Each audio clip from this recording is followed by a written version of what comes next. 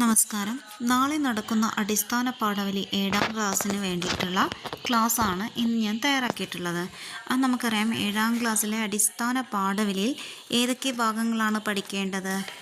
കതിർച്ചൂടും നാടിൻ പെരുമകൾ, അതിൽ 3 വരുന്നുണ്ട്. ഗ്രാമശ്രീകൾ, കുമ്മാട്ടി, വിത്തെന്ന മഹാത്ഭുതം.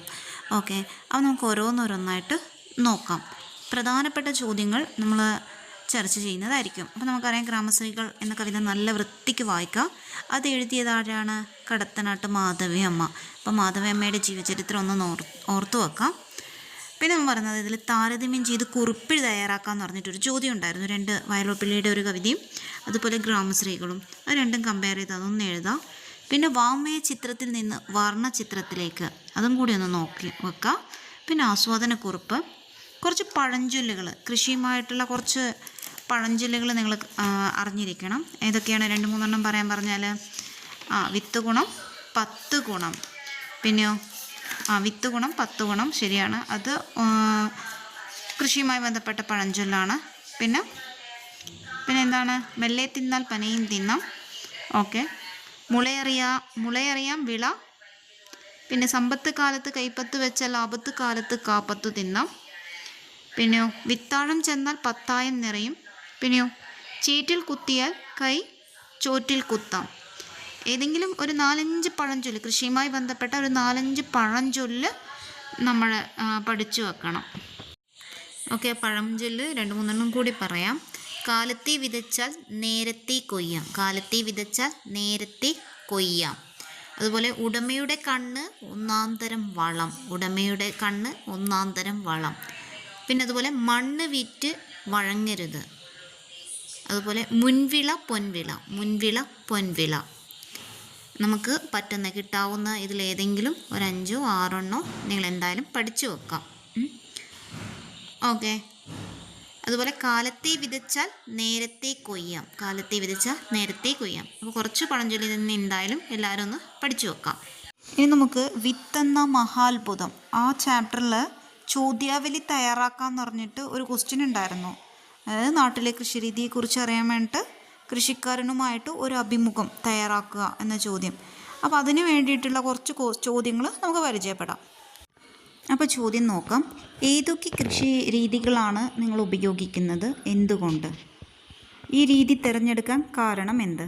രണ്ടാമത് നമുക്ക് ചോദിക്കാം, കൃഷിയിടങ്ങളിലെ കീടങ്ങളെയും രോഗങ്ങളെയും എങ്ങനെ നിയന്ത്രിക്കാം? മൂന്നാമത് നമുക്ക് ചോദിക്കാം, ജൈവ കൃഷി രീതി പിന്തുടരുന്ന സാഹചര്യത്തിൽ എങ്ങനെയാണ് വിളകൾക്ക് ആവശ്യമായ കീടനിയന്ത്രണം, വളം എന്നിവ തിരഞ്ഞെടുക്കുന്നത്? മൂന്നാമത് നമുക്ക് ചോദിക്കാം, സമ്മിശ്ര കൃഷി രീതി എത്തരത്തിൽ വിജയകരമായി പ്രയോജനപ്പെടുത്താൻ കഴിയുന്നു? പിന്നെ നമുക്ക് ഇതുപോലെ ഒരു 10 ചോദ്യങ്ങൾ നിങ്ങൾ നോക്കി നോക്കാം. ഞാൻ അതിൻ്റെ PDF ഞാൻ മുകളിൽ ഇട്ടിട്ടുണ്ട്, ഒന്ന് വായിച്ചു നോക്കാം. അതുപോലെ കാലാവസ്ഥ, ജലലഭ്യത എന്നിങ്ങനെ എങ്ങനെ മറികടക്കാൻ സാധിക്കും? പിന്നെ നമുക്ക് ചോദിക്കാം, ഒരു സ്ഥിര വരുമാന മാർഗം എന്ന നിലയിൽ കൃഷിയുടെ സാധ്യത എന്താണ്? പിന്നെ നമുക്ക് വേറെ ഒന്ന് ചോദിക്കാം, സമ്മിശ്ര കൃഷി രീതി എത്തരത്തിൽ വിജയകരമായി പ്രയോജനപ്പെടുത്താൻ കഴിയുന്നു? പിന്നെ നമുക്ക് വേറൊന്ന് ചോദിക്കാം, കൃഷിയിൽ നേരിടുന്ന ഏറ്റവും വലിയ വെല്ലുവിളികൾ എന്തൊക്കെയാണ്? അടുത്ത ചോദിക്കാം, കൃഷിയിൽ നേരിടുന്ന ഏറ്റവും പ്രധാന വെല്ലുവിളികളുടെ കാരണങ്ങൾ എന്തൊക്കെയാണ്? അത് പരിഹരിക്കാൻ നിങ്ങൾക്ക് എന്താണ് ചെയ്യുന്നത്? ഇതുപോലുള്ള ഒരുപാട് ചോദ്യങ്ങൾ നമുക്ക് ചോദിക്കാം. അപ്പോൾ ഇതിലൊരു 10 ക്വസ്റ്റ്യനെങ്കിലും നിങ്ങൾ പഠിച്ചു വെക്കാം. നമുക്കിപ്പോൾ ആദ്യം ഒരു കൃഷിക്കാരനോടാണല്ലോ നമ്മൾ ഇൻ്റർവ്യൂ ചെയ്യുന്നത്. അപ്പോൾ അന്നേരം ഫസ്റ്റ് തന്നെ വലിയ ചോദ്യങ്ങൾ ചോദിക്കാതെ ആദ്യം നമുക്ക് ചെറിയ ചെറിയ ചോദ്യങ്ങളിൽ വേണം നമ്മൾ ഇൻ്റർവ്യൂ ചെയ്യുമ്പോൾ തുടങ്ങാൻ. അപ്പോൾ നമുക്ക് ആദ്യം ചോദിക്കാം, അങ്ങ് എത്ര വർഷമായി കൃഷി ചെയ്യുന്നു? പിന്നെ ചോദിക്കാം, പാരമ്പരാഗതമായി കാർഷിക കുടുംബമാണോ അങ്ങയുടേത്? പിന്നെ നമുക്ക് ചോദിക്കാം, എന്തൊക്കെ തരം വിളകളാണ് കൃഷിയിടങ്ങളിൽ പരീക്ഷിച്ചിട്ടുള്ളത്? പിന്നെ നമുക്ക് ചോദിക്കാം, എത്ര കാലമായി കൃഷി ചെയ്യുന്നു? ആദ്യം ഈ തൊഴിലേക്ക് ആകർഷിക്കാൻ കാരണം എന്താണ്? പിന്നെ കൃഷിയിടങ്ങളിലെ കീടങ്ങളെ നിയന്ത്രിക്കാൻ നിങ്ങൾ എന്താണ് ചെയ്യുന്നത്? പിന്നെ നമുക്ക് ചോദിക്കാം, ജൈവ കൃഷിരീതി പിന്തുടരുന്ന സാഹചര്യത്തിൽ എങ്ങനെയാണ് വിളകൾക്ക് ആവശ്യമായ കീടനിയന്ത്രണവും വളം എന്നിവ തിരഞ്ഞെടുക്കുന്നത്? അപ്പോൾ നമുക്ക് ആദ്യം ചെറിയ ചോദ്യങ്ങളിൽ നിന്ന് വലിയ വലിയ ചോദ്യങ്ങളിലേക്ക് പോകാം. അപ്പോൾ നിങ്ങൾ എന്തായാലും പഠിക്കേണ്ട ഒരു കാര്യമാണ്, ഒരു കർഷകനോട് ചോദിക്കേണ്ട ചോദ്യാവലി അല്ലെങ്കിൽ അഭിമുഖം എന്ന് ചോദിച്ചാലും ഇത് തന്നെ എഴുതാം. അപ്പോൾ ഇതിൽ 10 ചോദ്യങ്ങളെങ്കിലും നമ്മൾ പഠിച്ചു വെക്കണം.